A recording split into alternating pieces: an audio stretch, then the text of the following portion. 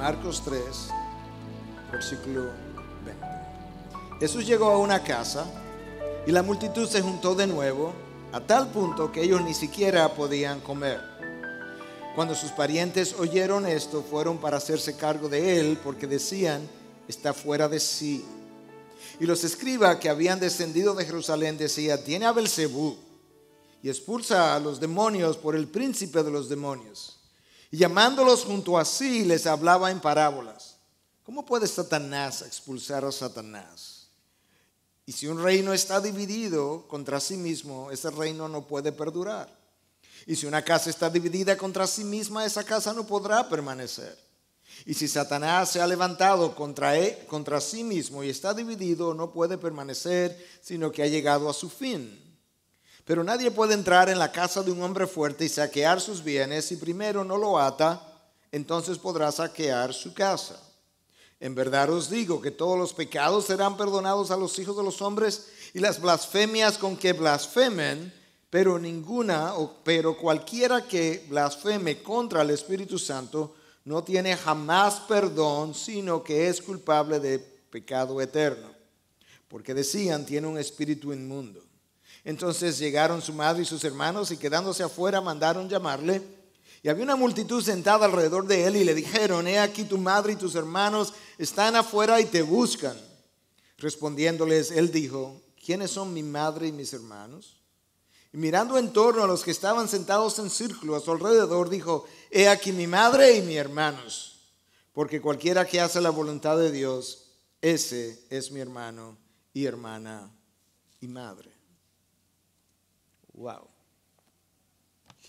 El texto que yo acabo de leer es uno de los pasajes más debatidos o más controversiales en la historia de la iglesia, y es uno de los pasajes que contiene algunas de las palabras más austeras o más severas de parte del Señor Jesucristo para aquellos que les seguían. Y obviamente cuando digo eso me estoy refiriendo a aquello que ha sido llamado la blasfemia contra el Espíritu o el pecado imperdonable. Y yo creo que quizás algunos de los que estamos aquí quisiéramos que inmediatamente nos introdujéramos en lo que es esta blasfemia y este pecado imperdonable, pero yo no quiero hacerlo de esa manera porque eso no fue exactamente como ocurrió, sino que yo quisiera exponer esto bajo la sombrilla de lo que aconteció aquel día.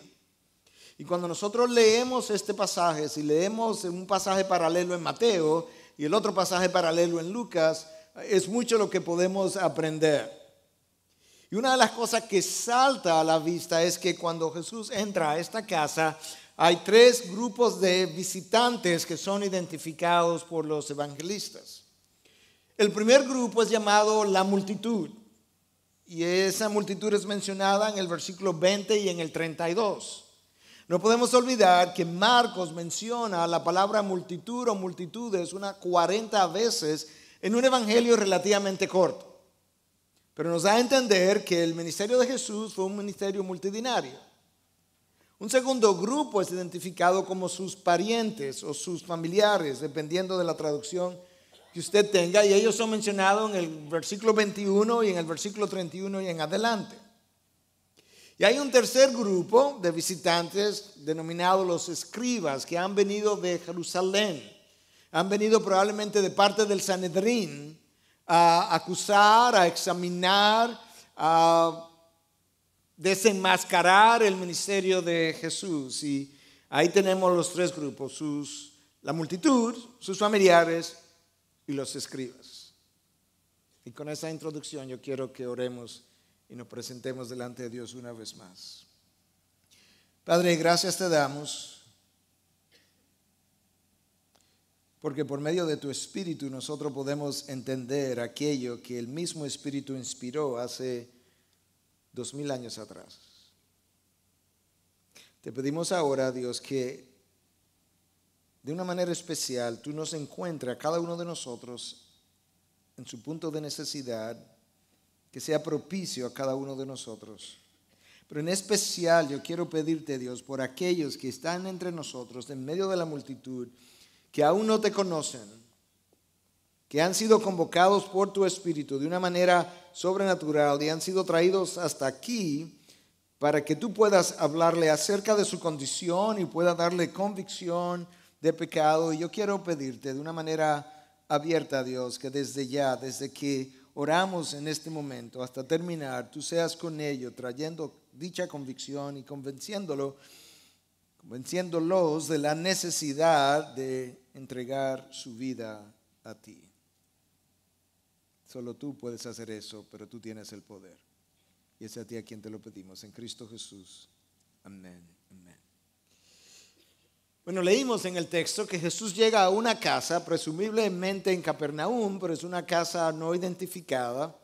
Y tan pronto él llega a dicho lugar, la multitud se acerca y el texto nos dice en esta ocasión que la multitud era tan grande y aparentemente las demandas o las necesidades tan numerosas que ellos ni siquiera tenían tiempo para comer. Y hablamos la semana pasada y dijimos que nosotros podemos ver en la vida de Jesús que ciertamente el ministerio siempre ha sido una labor ardua, ha sido una labor muchas veces demandante y agotadora, hasta el punto que en este momento Jesús y sus discípulos ni siquiera tenían tiempo para comer. Y el ministerio siempre ha sido así, tiene 2000 años siendo de esa manera. Es solo al final del siglo XX donde algunos ministros han llegado a entender que el ministerio debe realizarse dentro de las horas laborales del resto de los trabajos seculares, pero la realidad es que el testimonio de las Escrituras no es ese, el testimonio de las cartas de Pablo no es ese, el testimonio de la historia de la iglesia no es ese. El ministerio es una labor difícil, es una labor muy agotadora y demandante, y solamente por la gracia de Dios y por su Espíritu nosotros podemos llegar a realizar la obra de Dios que de otra manera terminaría arruinándonos. Y ahora tenemos las multitudes alrededor de Jesús, no dejando tiempo libre ni siquiera para que ellos pudieran comer, siempre dispuestas a recibir algo de Jesús, pero nunca dispuestas a dar a Jesús. Cuando Jesús estaba dispuesto a dar, ellas estuvieron allí. En el momento en que Jesús comienza a demandar de ellas, ellas comienzan a alejarse. Pero ahora, en el segundo año de su ministerio, quizás a mitad del segundo año, más o menos, las multitudes todavía están dispuestas a venir, a escuchar, a ser enseñadas, parecen entusiastas, parecen motivadas, pero una vez las autoridades de Jerusalén se vuelven en contra de Jesús, las multitudes comienzan a distanciarse y a partir de ese momento entonces el maestro va quedando cada vez más solitario.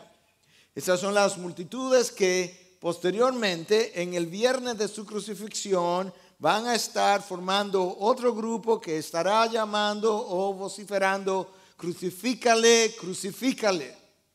Es muy fácil para las multitudes cambiar de bandera. Si hay algo que nosotros sabemos es eso, porque muchas veces cada 4 años nosotros vemos multitudes cambiar de bandera cuando el proceso electoral se aproxima, porque en un momento dado determinaron que bajo esta bandera yo tenía mejores condiciones de beneficios, mejores privilegios, mayores oportunidades, y eso, simplemente eso, hizo que alguien pues cambiara su bandera de un color para otro. Eso no fue distinto en los tiempos de Jesús, ni fue distinto durante el ministerio de Jesús. Jesús se sacrificó por las multitudes hasta el punto de dejar de comer, pero cuando Jesús comenzó a hablar de que era necesario comer su carne y beber su sangre como símbolo de lo que representaría su sacrificio, el texto de Juan 6 nos dice que muchos jamás volvieron a seguirle. Cuando Jesús comenzó a hablar de una manera que le dio a las masas entendimiento para saber que tendrían que pagar un costo, cuando ellos vieron que sus intereses iban a ser afectados, las masas comenzaron a abandonarlo. Y llegado el día de su aprisionamiento, ni sus más cercanos colaboradores permanecieron, porque presintieron que había un riesgo. Tan pronto las multitudes presienten que hay un riesgo, que hay un costo, que hay un precio, que hay un sacrificio, ese es el tiempo para abandonar el lugar. Y lamentablemente, aún sus 12 apóstoles, en el momento crucial, en el momento cuando el riesgo fue visto, lo abandonaron y se comportaron al igual que las masas. Era simplemente cuestión de cuándo ellos harían lo que otros ya habían hecho. ¿Te das cuenta de cuán poco confiables son las multitudes? Jesús pagó el precio por las multitudes nunca pagaron el precio por él. Pero están allí. Él les ministra, él les habla, él les enseña, él no las despacha, no las envía que se vayan lejos, que vuelvan después. No les dice, luego que yo coma y yo tome una siesta, pueden regresar. Él hace tiempo para ellas. Y esas son las multitudes que luego no quisieron pagar el precio que Jesús demandaba. Hay un segundo grupo, también identificado y del cual necesitamos hablar. Son sus familiares o sus parientes. Escucha el versículo 21. Cuando sus parientes oyeron esto, fueron para hacerse cargo de él, porque decían, está fuera de sí. Cuando sus parientes, sus familiares oyeron esto, concluyeron que está loco, ha perdido la cabeza, está demente. La pregunta es, ¿qué fue lo que escucharon? El texto dice, cuando sus familiares oyeron esto, ¿qué fue lo que oyeron? Bueno, no nos dice, Marcos no nos dice, ni Mateo ni Lucas, pero quizás habían comenzado a oír que las multitudes estaban alrededor de Jesús de tal manera que ni siquiera tiempo para comer tenía, y probablemente concluyeron, eso es fanatismo. O quizás oyeron que Jesús andaba perdonando pecados y concluyeron, eso es una herejía, ¿quién se cree Jesús que es? Está loco, solamente Dios puede perdonar pecados. Y en este momento sus familiares no creen que él era Dios. No, porque ellos habían concluido que había perdido la cabeza y Dios no pierde la cabeza. O quizás habían oído que Jesús estaba sanando enfermos y expulsando demonios y a lo mejor pensaron, eso es falso. ¿Sabrá Dios cuántos de esos milagros serán verdaderos?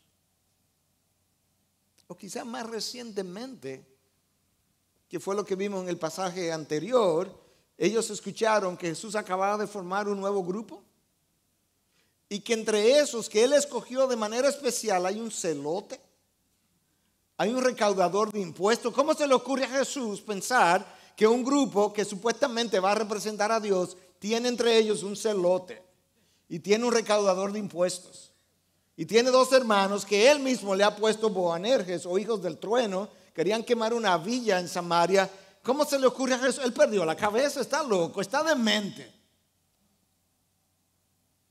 Y como ha ocurrido en muchos casos, cuando eso ocurre, los familiares, preocupados, bien intencionados, son llamados. A nosotros nos ha tocado hacer eso en algunos casos, para que vengan a ayudar con la persona. Y en este caso nos dice que ellos vinieron a hacerse cargo de Jesús, a tomar control de su vida. La palabra traducida como hacerse cargo de él es kratein. Y esa es una palabra que Marcos usa con relación a Jesús para significar el limitar su libertad. De manera que los familiares han venido para asirlo, tomarlo, prenderlo, llevárselo, limitar su libertad de tal forma que no siga causando este daño que él ha venido causando aparentemente en la población. Ellos están genuinamente preocupados por él, por su presente, pero también por su futuro, por su seguridad. Las autoridades están revolteadas, están contra él, lo están cuestionando. Y ahora ellos han querido tomar control de la vida de Jesús. Y yo creo que en eso nosotros y ellos nos parecemos un poco. Porque a los familiares como que no le acababa de, en buen dominicano, de cuadrar, de encajar lo que ellos entendían del Antiguo Testamento con lo que Jesús estaba haciendo ahora. Y por tanto, ellos pensaron que debían tomar control de su vida. Y eso es como nosotros somos, que cuando algo no encaja con la forma como nosotros la concebimos, con nuestra sabiduría, con nuestro entendimiento, nosotros quisiéramos controlar eso para, al controlarlo, forzar esa situación que se conforme a nuestro patrón de pensamiento, a nuestra concepción, a nuestra sabiduría, y quizás ahí nosotros encontramos un punto de contacto con ellos. A estos familiares no les acababa de hacer sentido que Jesús estuviera perdonando pecados, expulsando demonios, sanando enfermedades, haciendo cosas que solamente Dios podía hacer. Y la conclusión lógica fue que Jesús estaba fuera de sí. Había perdido la cabeza. Había que sacarlo de circulación.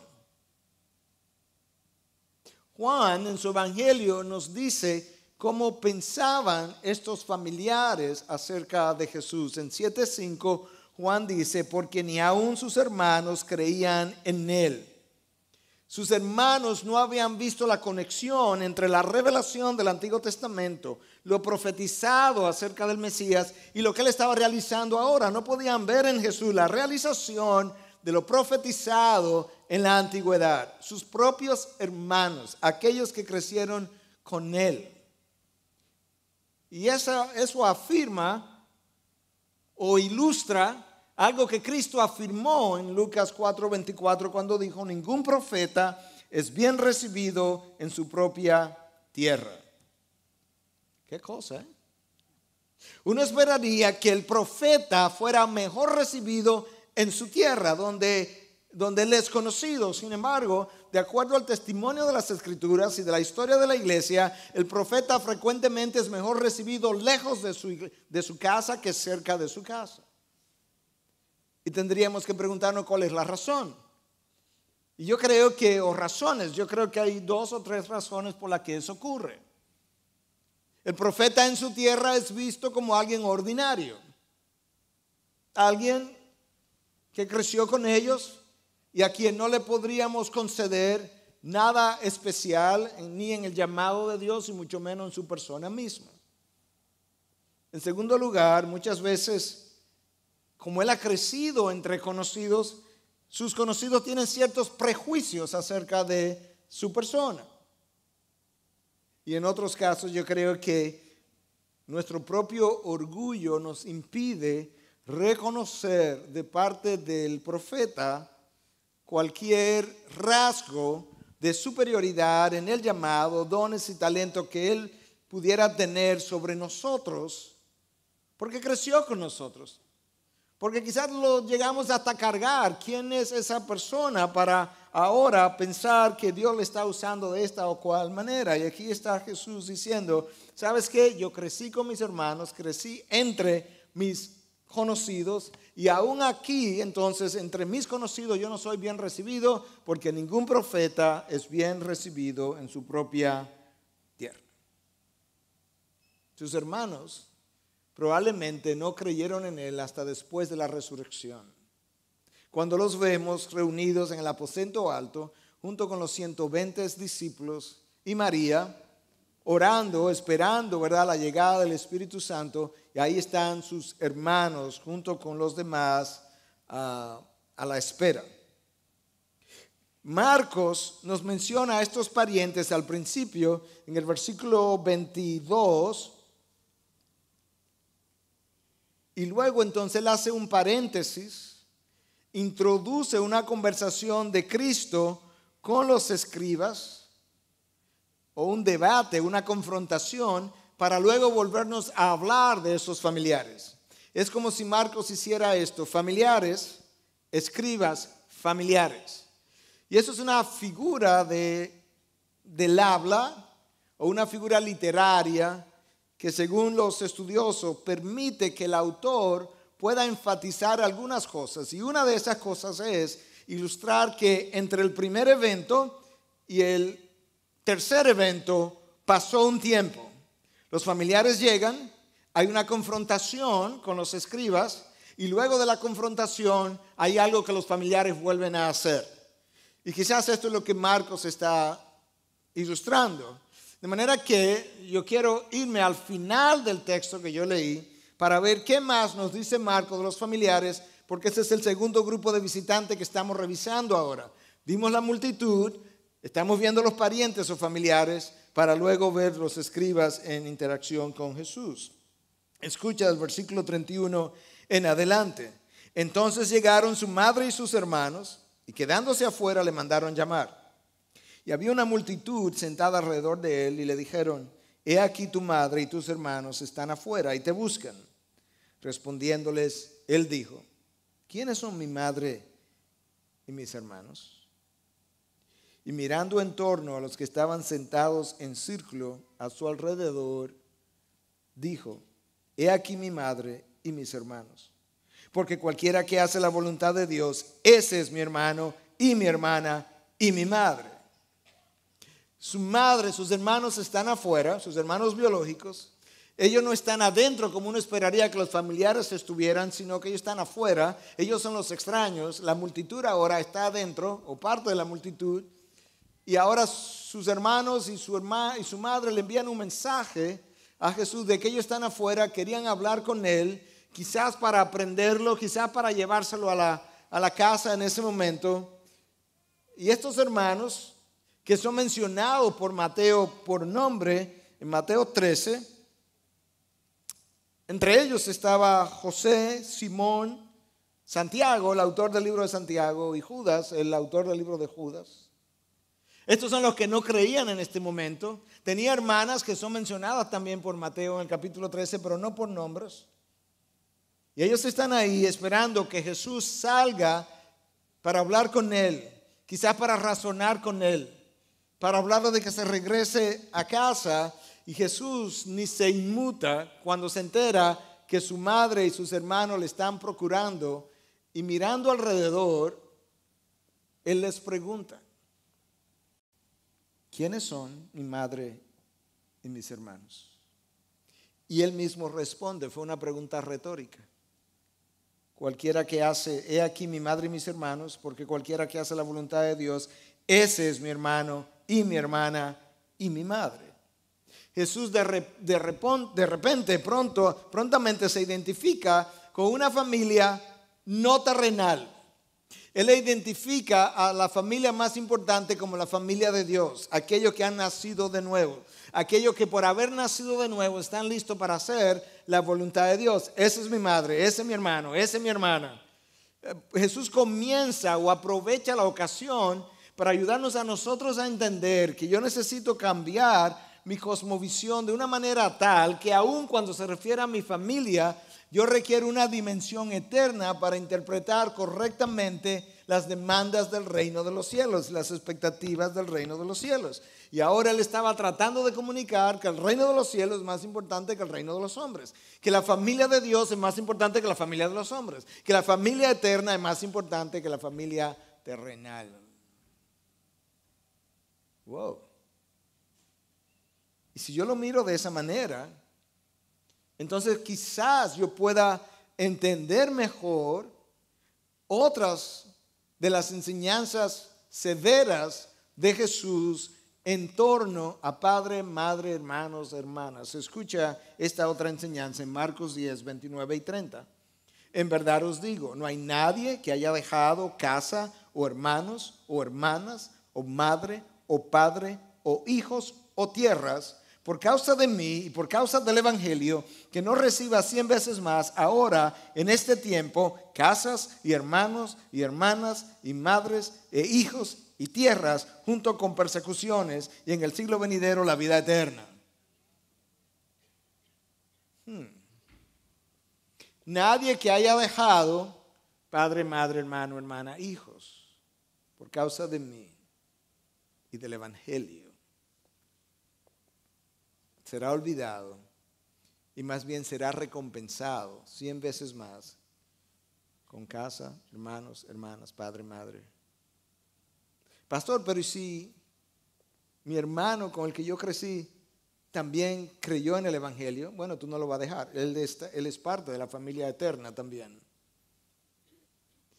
Pero si tu hermano, tu hermana, hijo, padre, madre, no está dispuesta a ofrecer su vida, a entregar su vida al Señor del cielo y la tierra, llegará un momento en que tú tendrás que tomar una decisión y seguir en adelante sabiendo que cuando entres a la familia de Dios, allí te esperan cientos de hermanos, de hermanas, de padres, de madre que forman parte de la nueva familia y que ellos toman preponderancia por encima de la familia biológica.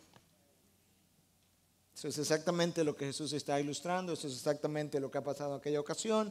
Eso es simplemente una ocasión para ilustrar su enseñanza cuando Él dijo lo que dijo. Si mis hermanos no quieren creer en mí, pues que se queden afuera, que aquí adentro hay personas que están dispuestas a creer en mí y a hacer la voluntad del Padre como consecuencia de haber creído. Esa es mi hermana, ese es mi hermano y esa es mi madre. Jesús está ilustrando cómo luce en la práctica aquello que Él había de enseñar con relación a dejar familiares y demás a los cuales ya aludimos. De manera que ahora tenemos claro la multitud y tenemos claro los familiares o parientes, a qué vinieron, quiénes son, qué esperaban, cómo Cristo reaccionó ante sus demandas. Pero nos falta un tercer grupo y es con ese grupo que queremos pasar la mayor cantidad de tiempo, porque es el grupo que le está haciendo oposición, es el grupo que crea la enseñanza y la controversia acerca del pecado imperdonable o la blasfemia contra el Espíritu Santo, y es esa enseñanza que muchos de los que estamos aquí quisiéramos haber escuchado de primero, pero no lo hicimos de esa manera. Entonces aquí están los escribas, ellos han venido de Jerusalén, probablemente de parte del Sanedrín. Pero ahora, año y medio después de Cristo haber iniciado su ministerio, ellos tienen una actitud mucho más desafiante hacia la persona de Jesús que lo que habían tenido inicialmente. Jesús ha tenido encuentros con ellos, Jesús ha tenido choques con ellos, pero cuando esos otros encuentros se dieron, usualmente sus palabras, las palabras de los escribas y de los fariseos hacia Jesús, fueron puestas a manera de pregunta, de interrogantes, como tratando de discernir quién era de parte de quién venía y hasta dónde había validez en sus obras. Escucha una o dos de esas preguntas que ellos supieron hacerle a Jesús. ¿Con qué autoridad tú haces estas cosas? Dinos, queremos saber, estamos investigando. O, ¿con qué autoridad perdonas pecados? Dinos. Pero ahora ellos no vienen con una pregunta. Ahora ellos vienen de una manera mucho más desafiante, mucho más frontal. Ellos traen una acusación abierta, ya no más preguntas. Ya nosotros concluimos quién tú eres, ya nosotros sabemos, no tenemos que indagar más nada, no tenemos que investigar más nada. Nosotros tenemos un veredicto y ahora nosotros te decimos que tú tienes a Belcebú. Y expulsa a los demonios por el príncipe de los demonios. Ellos traen ahora no una pregunta o dos preguntas, ellos traen dos acusaciones. Número uno, tú estás poseído por un demonio. Tiene a Belcebú, está controlado por un demonio. Y número dos, tú eres el príncipe de los demonios, tú eres la cabeza, tú eres el peor de ellos. ¿Te das cuenta que evidencia no es el problema del hombre? Algunos dicen, lo hemos oído, pastor, ¿usted no piensa que si Dios se manifestara hoy como Él se manifestó en el primer siglo? Si Dios hiciera las obras y los milagros que Él hizo en el primer siglo o en el pasado, ¿usted no cree que mucho más gente creería? No. ¿Usted no cree que yo pudiera tener mucho más fe? No. En el primer siglo Dios se manifestó. En el primer siglo Dios hizo los milagros que tú quisieras ver hoy, y en vez de ver a Cristo, en vez de ver a Dios en Cristo, vieron a Satanás en Cristo. ¿Te imaginas cuán densa tiene que ser la oscuridad, la ceguera espiritual del hombre? Que cuando Dios está frente a él, cuando Dios está obrando milagrosamente frente a él, con el propósito expreso de brindar evidencia para que creas en mí, cuando el hombre lo ve, concluye que Satanás está en él y no Dios. ¿Te imaginas hasta dónde el hombre está esclavizado a su pecado y completamente ciego? La fuente de poder por medio del cual Jesús hace o hacía lo que hizo, se pensó que era el archienemigo de Jesús, Belcebú. No está claro lo que Belcebú significa. Algunos han hablado de príncipe de Baal, quizás. Otros han hablado de príncipe de las moscas, pero en el original la última letra tendría que ser una L en vez de una B, y entonces, o una B en vez de una L, y en ese caso podría significar príncipe de las moscas. Pero independientemente de lo que significara, esto era una deidad y posiblemente una cabeza de deidades, un príncipe de deidades relacionado a Satanás, y es a esa deidad a la que ellos están atribuyendo el hecho de que Jesús esté haciendo estos milagros. A partir de ahí, entonces, Jesús comienza una discusión o una presentación lógica de lo que él está tratando de enseñar, a través de lo cual Jesús está tratando de deshacer, de desconstruir lo que ellos han construido en su mente. Y Jesús comienza con un pensamiento lógico. Lógica número 1. Yo te lo voy a poner en mis palabras y luego yo te lo voy a leer en palabras de Jesús. Lógica número 1. Satanás no trabaja en contra de sí mismo, porque en ese caso estaría autodividido y por tanto lo llevaría a la autodestrucción. Ahora en palabras de Jesús. ¿Cómo puede Satanás expulsar a Satanás? Y si un reino está dividido contra sí mismo, ese reino no puede perdurar. Y si una casa está dividida contra sí misma, esa casa no podrá permanecer. Y si Satanás se ha levantado contra sí mismo y está dividido, no puede permanecer, sino que ha llegado su fin. Si ustedes piensan que yo expulso a Satanás por medio de Satanás, eso es completamente ilógico. Eso es una estrategia de autodivisión y por tanto de autodestrucción. Satanás pertenece a un reino, yo pertenezco a otro reino, y de ahí nuestros encuentros contrarios el uno con el otro. Lógica número 2, en mis palabras. Yo estoy actuando con el poder de otro, que no es Satanás. Y estoy expulsando a sus demonios del interior de las personas. Para yo hacer eso, yo tengo que atar a Satanás primero, para limitar su campo de acción, para luego proceder. Y eso es exactamente lo que Jesús estaba haciendo. Déjame leértelo ahora en palabras de Jesús. Pero esa es la lógica número 2 de lo que Jesús está tratando de comunicarles. Pero nadie puede entrar en la casa de un hombre fuerte y saquear sus bienes si primero no lo ata. Entonces podrá saquear su casa.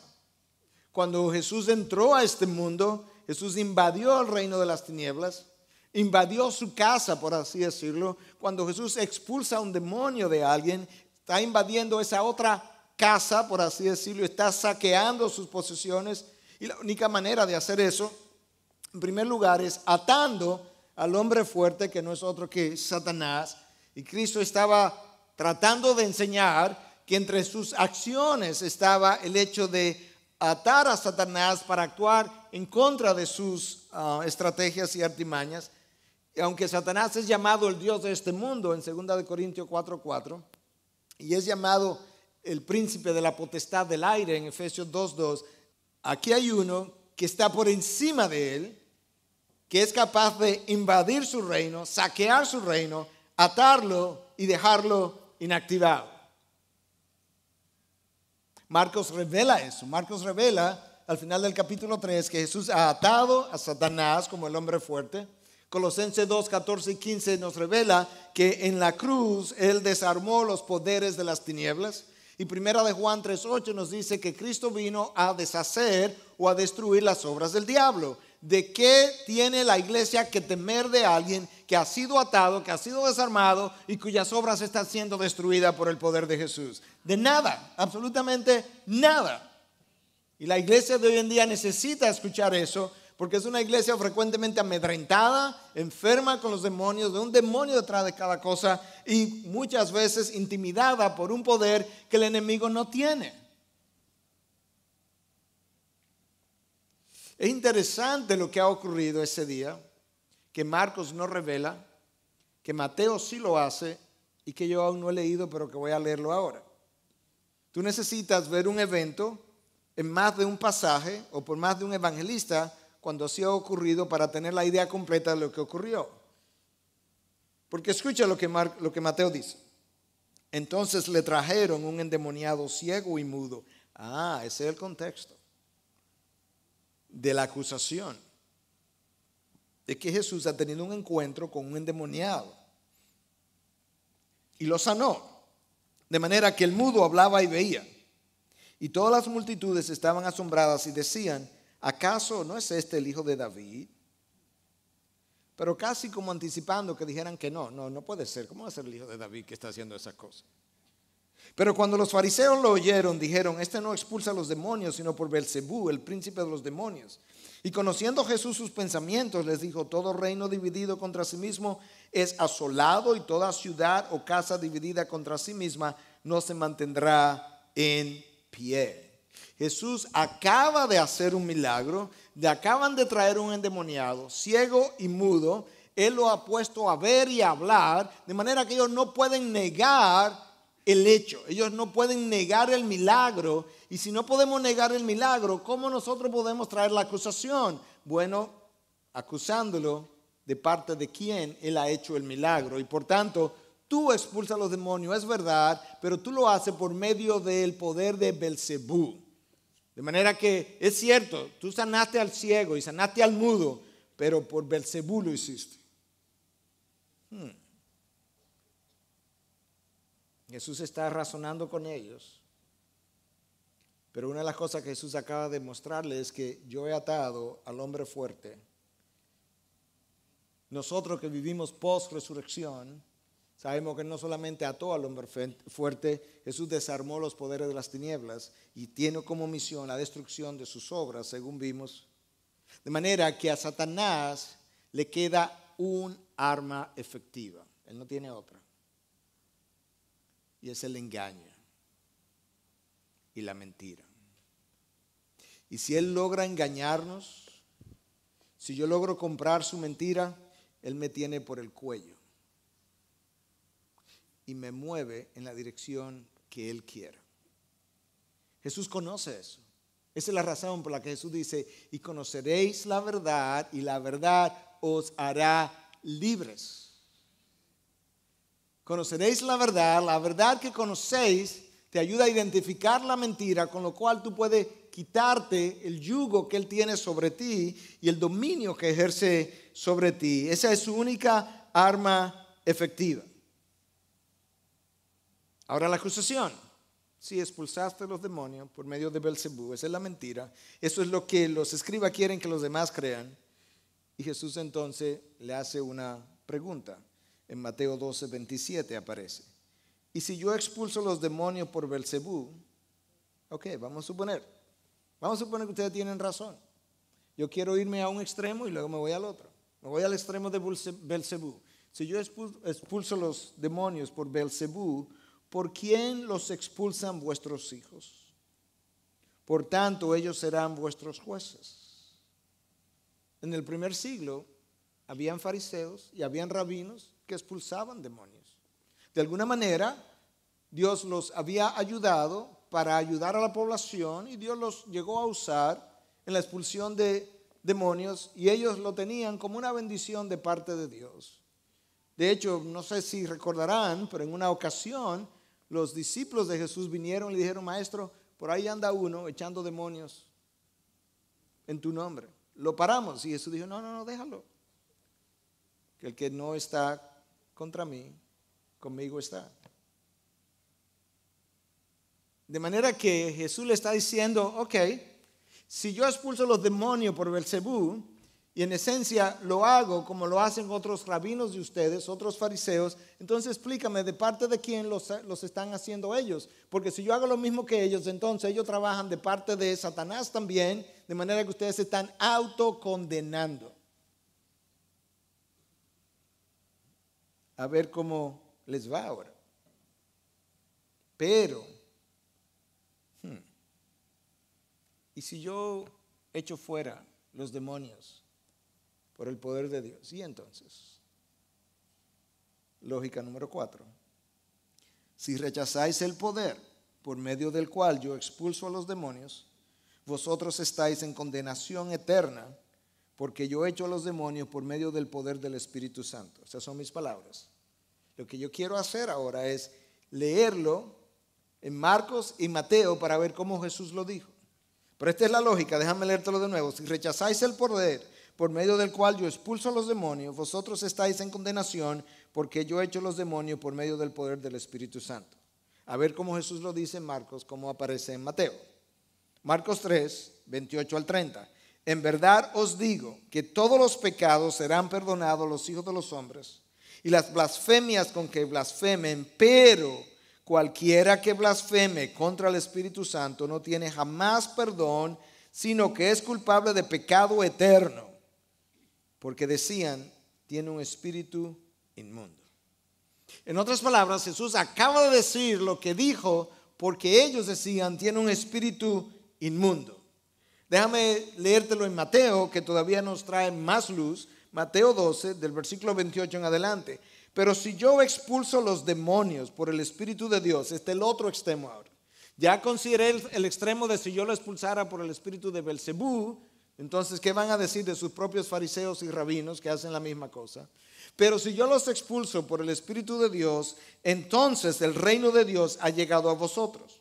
¿O cómo puede alguien entrar en la casa de un hombre fuerte y saquear sus bienes si primero no lo ata? Y entonces saqueará su casa. El que no está conmigo está contra mí, y el que no recoge conmigo desparrama. Por eso os digo, todo pecado y blasfemia será perdonado a los hombres, pero la blasfemia contra el Espíritu no será perdonada. Cuando tú tomas a Marcos y tú lo unes con Mateo, no es difícil discernir cuál es el pecado imperdonable y cuál es la blasfemia contra el Espíritu Santo. Una vez más, Cristo está diciendo, pero si yo expulso los demonios por el Espíritu de Dios y vosotros no reconocéis esa obra como una obra del Espíritu, sino una obra de Belcebú, entonces vosotros permanecéis en condenación. Déjame ampliar la explicación a ver si lo puede ver de otra manera. En Juan 5, Jesús les presenta a su audiencia 5 testigos de quién Él es. En primer lugar, el Padre. El Padre en el río Jordán, cuando se abrieron los cielos y el Padre abrió su boca, este es mi Hijo amado en quien tengo complacencia. En segundo lugar, las Escrituras desde la antigüedad.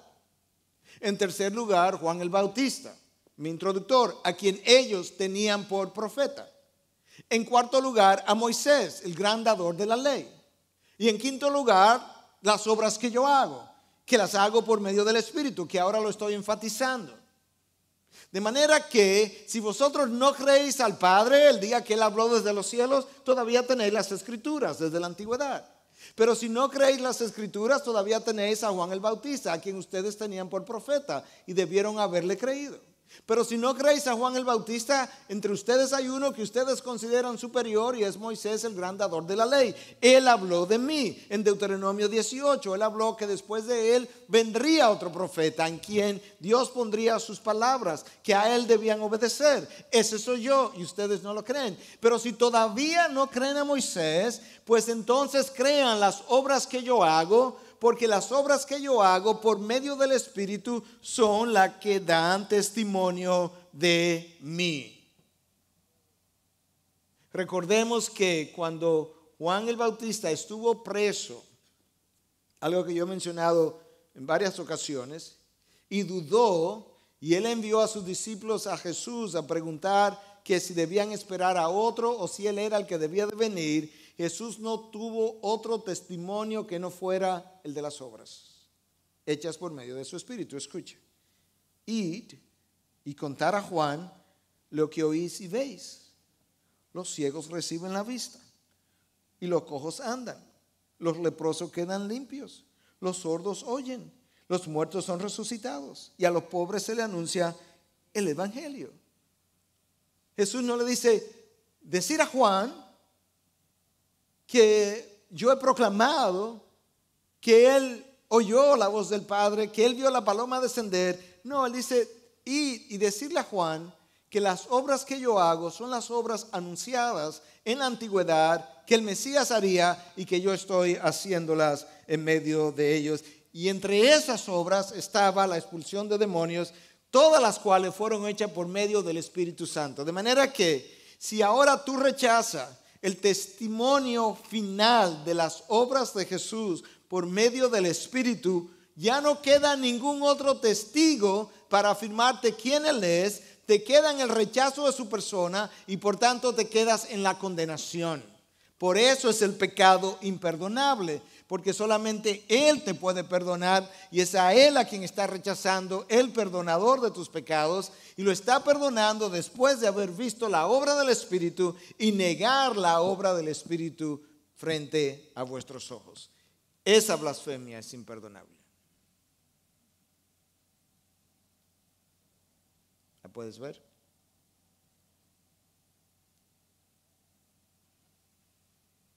Dios no ha dejado de obrar.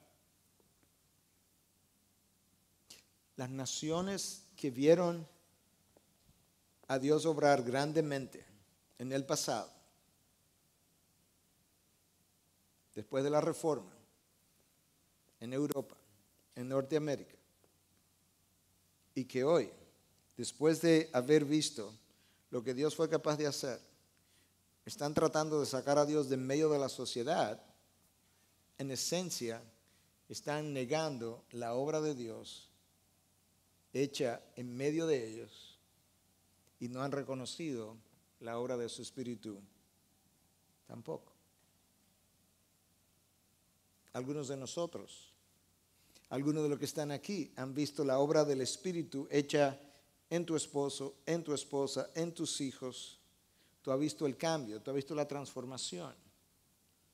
Y aún así, en vez de ese testimonio traerte a sus pies, tú has rechazado la obra del Espíritu frente a tus ojos.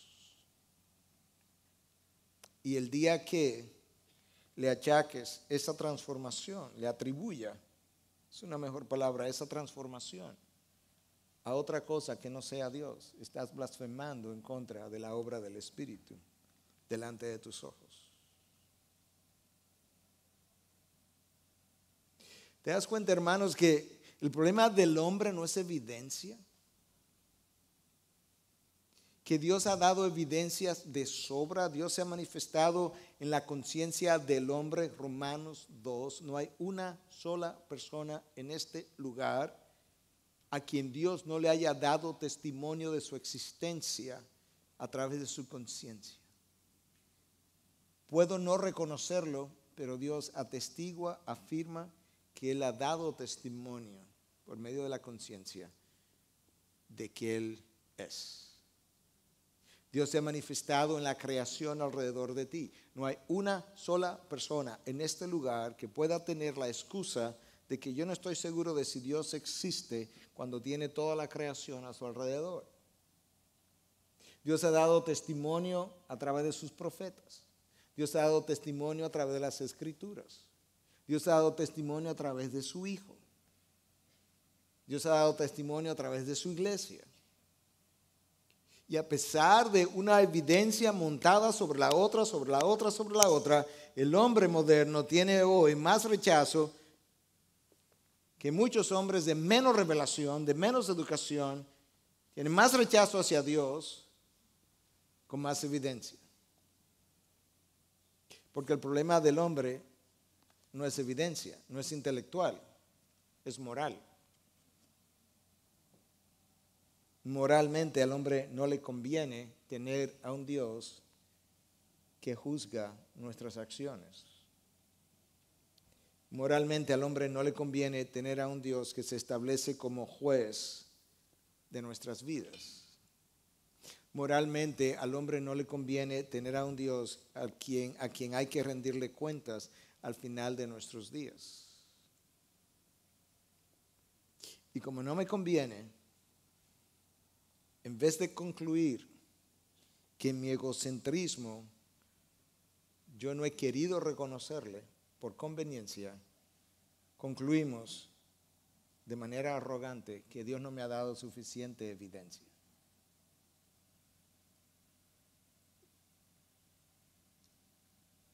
Pero si Dios te trajo hoy para convencerte de todo lo contrario, como oramos al principio del mensaje, durante el mensaje Dios te estuvo hablando y estuvo produciendo convicción en ti. Y aunque yo y nadie más en este lugar sabe de esa conversación, si pudiéramos decir que Dios sostuvo contigo, tú sí lo sabes. Si Dios está obrando en ti. Y si Dios está obrando en ti, trayendo convicción de pecado para llevarte al arrepentimiento, pues claro que lo sabe, porque tú estás sintiendo la convicción.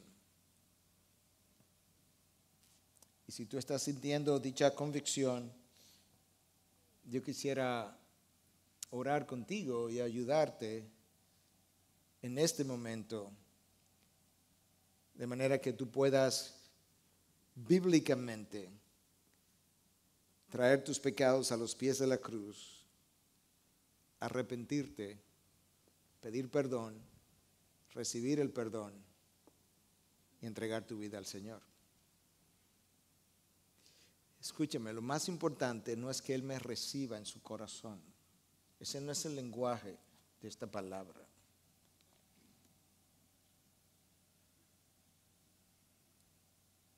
Lo más importante es que yo me arrepienta para que Él me reciba en su familia. Pero eso tiene que ser precedido, ese recibimiento, por arrepentimiento. No puedo ser recibido si no ha habido arrepentimiento de pecado. Esa es una obra del Espíritu. Nadie más puede hacer eso. Es el rechazo de esa convicción que a veces el Espíritu trae al corazón del hombre. Es el rechazo de esa convicción lo que constituiría en cierta manera la blasfemia contra el Espíritu. Sobre todo cuando yo le atribuyo esa convicción a otras cosas que no son obra de Dios. De manera que si tú estás bajo convicción esta mañana, porque Dios te ha producido convicción de que no eres creyente, de que no ha habido un nacimiento de nuevo en ti, de que no ha habido regeneración, o sea, ese grupo que yo le estoy hablando, yo quiero orar contigo. Yo voy a orar desde aquí, tú ora en tu interior. No te voy a pedir que pases adelante, pero necesitas orar. Yo te voy a guiar simplemente.